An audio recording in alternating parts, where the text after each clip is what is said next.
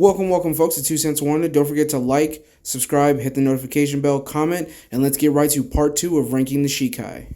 Now, the ranking criteria is the same as it was in the last video. I'm going to post it here. Pause if you need to read. Let's go, guys. So, moving on to A tier, we're going to start with number 12, Sakanade. To explain the ability of Sakanade, it creates an upside-down world. When spun, the sword creates a pink mist. Those who smell its aroma fall subject to an optical illusion. Up and down, left, right, as well as forward and backward are all reversed.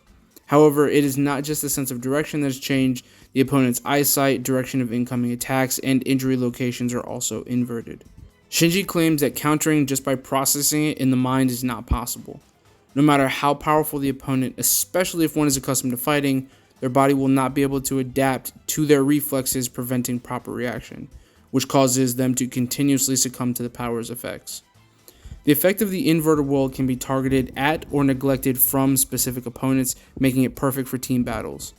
It also severely affects the equilibrium of those powers it's working on, giving them vertigo, nausea, confusion, and things like that. Shinji has further trained it so that his words become inverted as well.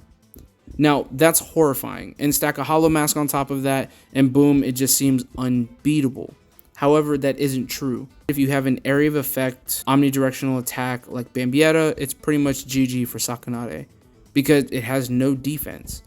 And the zanpakuto I put over it have access to omnidirectional, area of effect, or defensive capabilities that I think counter it. But Sakanade is without a doubt a top tier zanpakuto. Moving on to number 11, we have Kazeshini. Now this is the Can't Fear Your Own World version. If this zanpakuto wasn't the Can't Fear Your Own World version, then it would be way back in D tier. So if you don't accept this, then just put it back in D tier.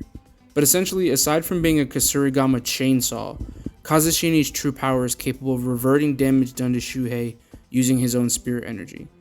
Now this has only been shown in full effect once, but has been implied to have saved his life on many on and off-screen occasions when he should have died. This essentially allows the user to keep fighting at full capacity, only really taxing their spirit energy. Kazeshini has the advantage of having multi-directional and angular attacks from the blades and being able to tie up the opponent or trap them with chains. It gets ahead of Sakanade because someone regenerating from fatal wounds would allow them to eventually adjust or react well enough to get shots in, and potentially trap the opponent long enough to deliver significant damage with the chains. In the novel, the healing, in quotation marks, was near instantaneous, even from Acero, so I don't think adding Acero from Sakanade helps too much. If you disagree, remember the zanpakuto can move up or down within their own tier. At number 10, we have Senbonzakura. Now, Senbonzakura gets this high because of its true Shikai form.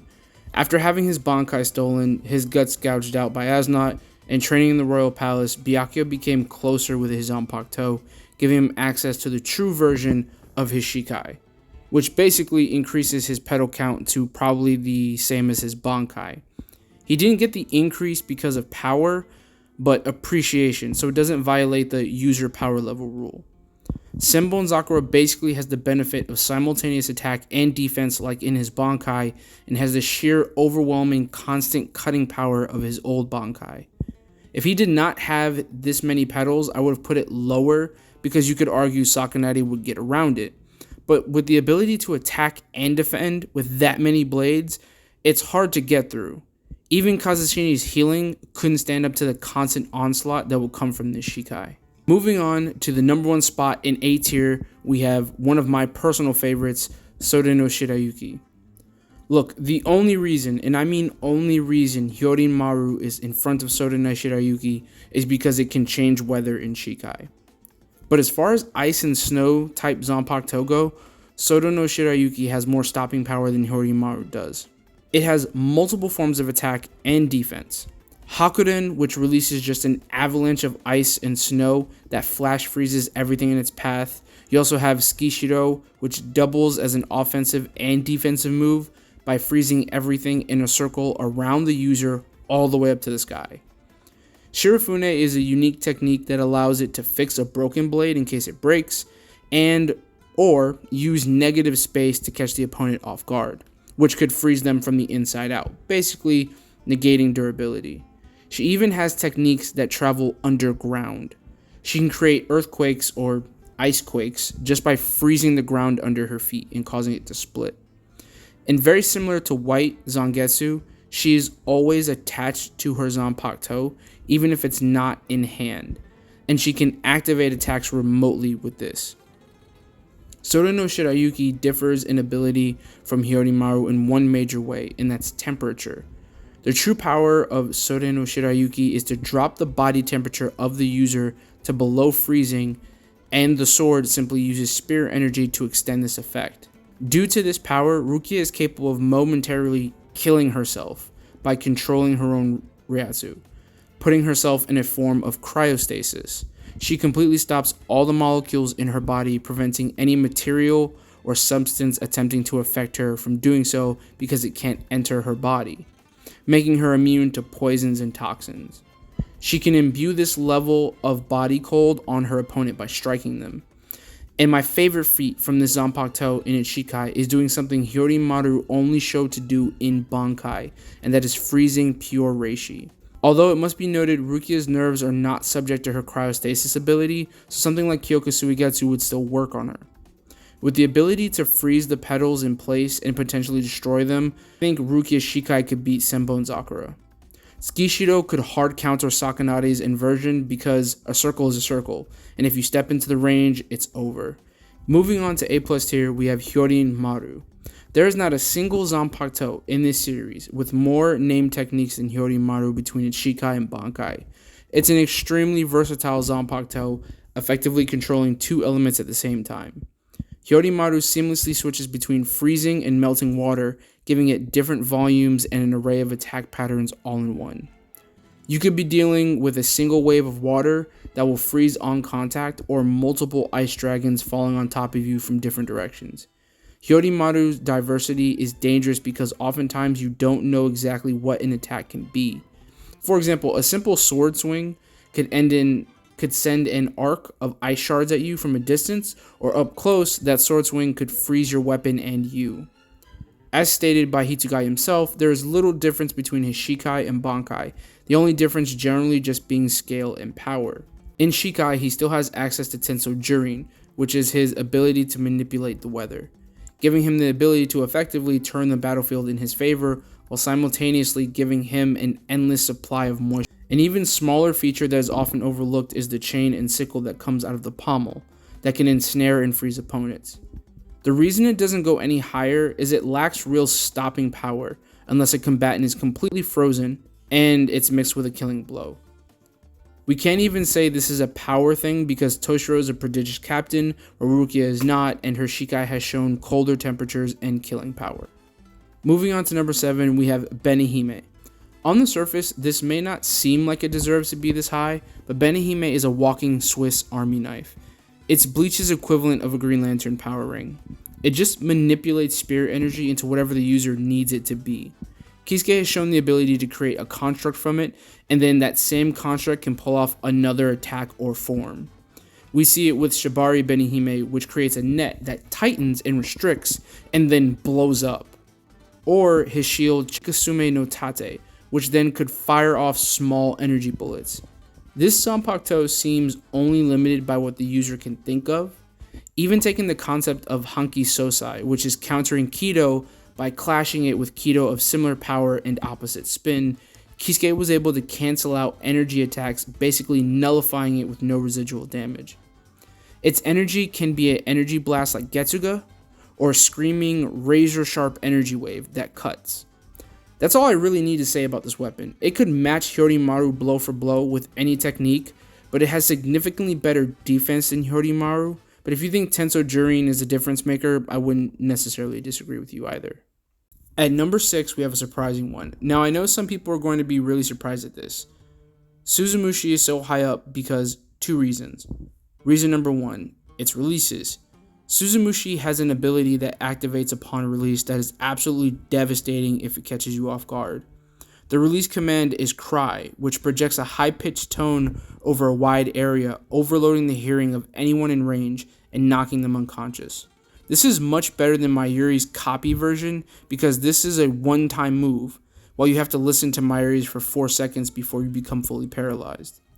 The tone is produced by the vibration of Suzumushi, which Tosen used to free his sword from the chains of Hisagi's Kazeshini. The second release from this command is Benihime, which vibrates it so fast that it creates hundreds of copies that you can just throw at your opponent. And the second reason this zanpakuto is so high is it's a perfect hybrid.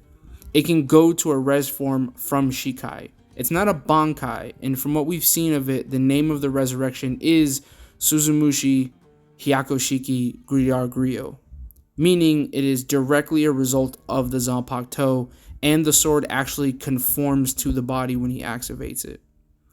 I counted the hollow abilities for the other zanpakuto, so it's only fair I count it for Tosen, especially because he's a perfect hybrid compared to the others. Yes, even Zangetsu.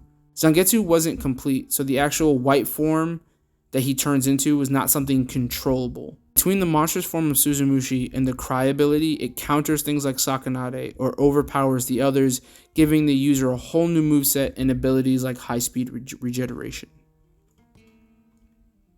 Moving on to number 5, we have Katen Kyōkotsu.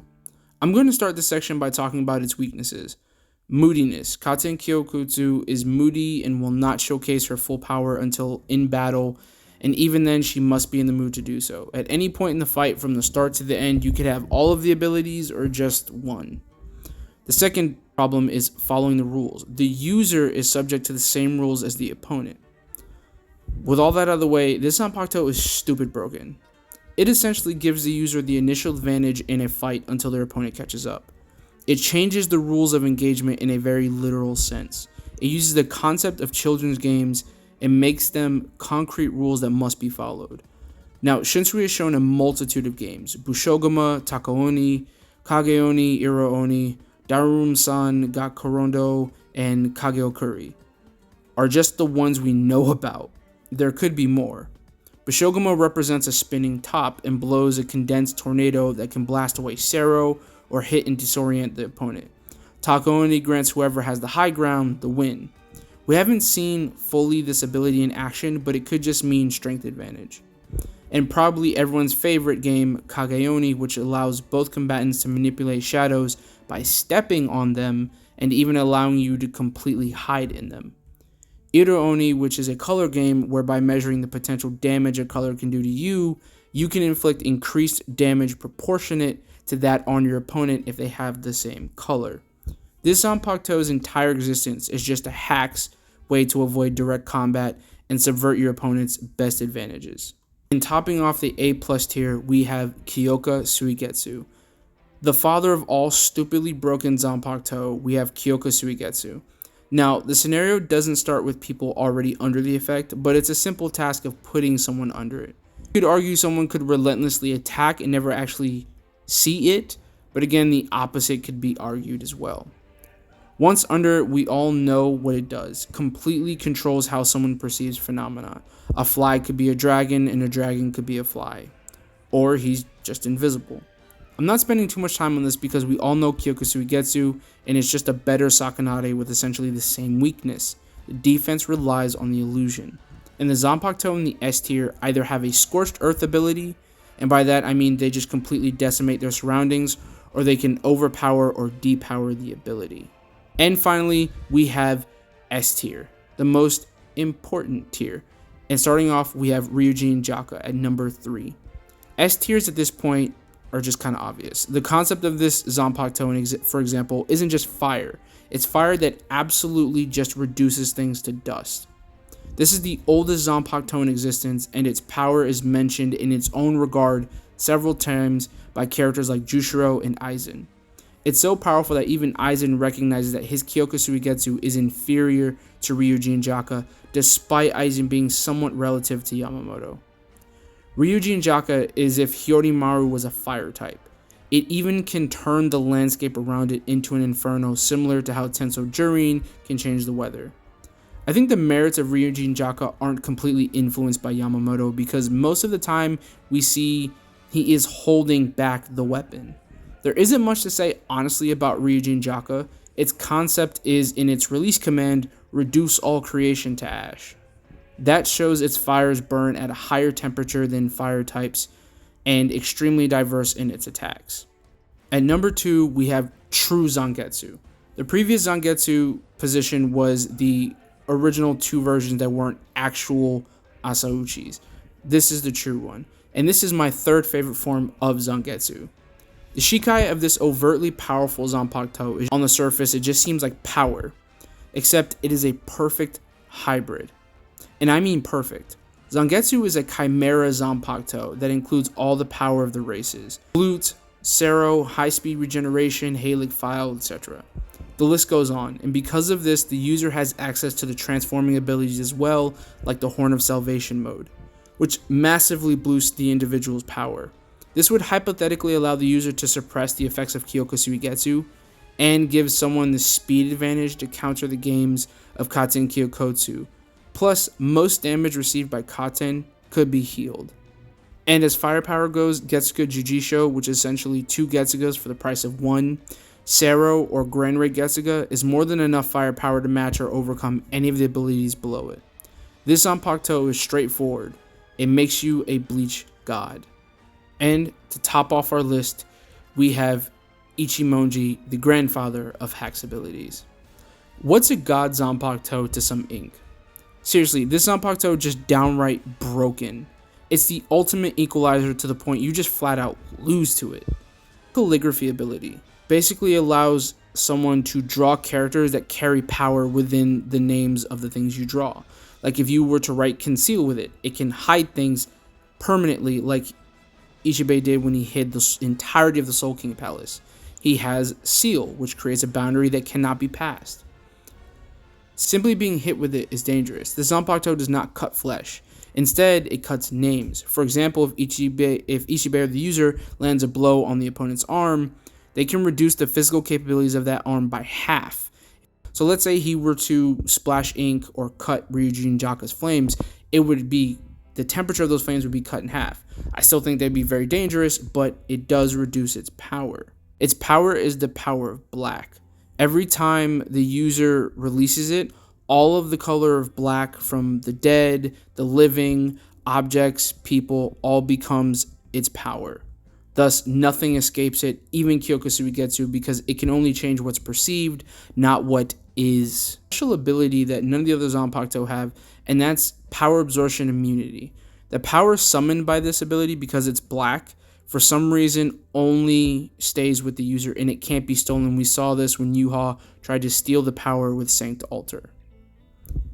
That's it, guys. I hope you enjoyed the video. It's a long one, but part 2 I got to spend more time with the Zanpakuto and actually give better descriptions of them. So I hope you enjoyed it. Y'all have a good day. Bye.